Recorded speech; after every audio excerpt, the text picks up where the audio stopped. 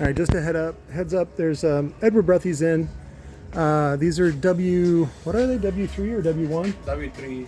W3, whatever. They're 0.4 ohm. So I highly suspect that they're from an OEM project that JL participated in.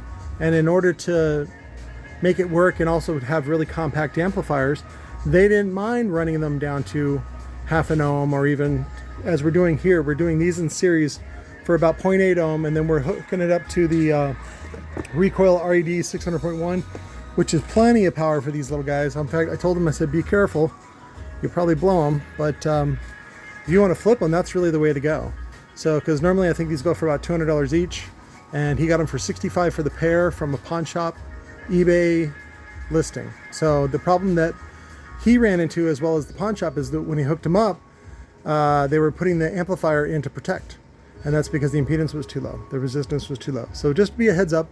There's a great products. They're just, you know, there's like no windings on the coil, which is why I'm not really a big fan of low impedance coils, because those windings are what's giving you the BL.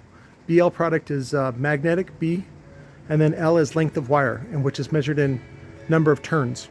So anyways, love you guys.